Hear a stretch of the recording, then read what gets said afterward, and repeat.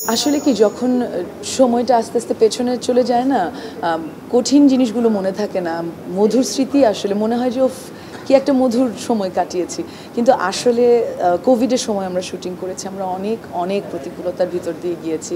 তো মজার সময় থেকে আসলে আমি মানে আনন্দের থেকে একটা ইন্টারেস্টিং অভিজ্ঞতা শেয়ার করতে চাই।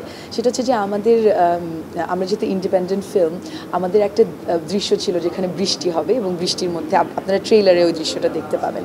তো আমরা চেয়েছিলাম যে একদম দূর দূরান্ত পর্যন্ত যত দূর চোখ যায় আমাদের বৃষ্টি আমরা দেখাবো।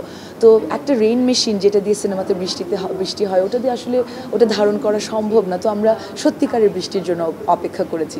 আমরা এরকম একটা পুরো টিম এমনভাবে থাকতাম যে যদি বৃষ্টি আসার কোনো সম্ভাবনা দেখা যায়, আমরা যে অবস্থায় আছি, খাচ্ছি কি শ্যুট করছি কি যে অবস্থায়, আমরা সব ফেলে ওই সিনটার ড্রেস পরে আমরা শুটিংয়ে নেমে যাব।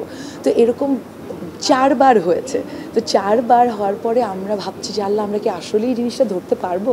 তারপর পঞ্চম দিনে মানে প্রকৃতি আমাদেরকে এত সুন্দর একটা বৃষ্টি দিয়েছে। আমি তখন ভাত খাচ্ছি, হঠাৎ আমি শুনছি আমাদের গ্যাফার বলছে বৃষ্টি বৃষ্টি। আমরা সব ফেলে দৌড়ে গিয়ে ওই কস্টিউম পরে আমি দৌড়ে যাচ্ছি মানে আমার শটটা দিতে, এবং আমি পেছনে দেখছি যে তখনও ক্যামেরা সব রেডি করছে, লাইট রেডি করছে। একটা মানে রেস এগেন্স্ট টাইম যেটা বলে, যে বৃষ্টি হতে হতে যতগুলো টেক নেওয়া যায় যাতে আমরা সব থেকে রিয়েলভাবে প্রেজেন্ট করতে পারি। তো ওটা একটা অসাধারণ অভিজ্ঞতা ছিল, কঠিন ছিল, বাট অলসো খুবই মজার অভিজ্ঞতা ছিল।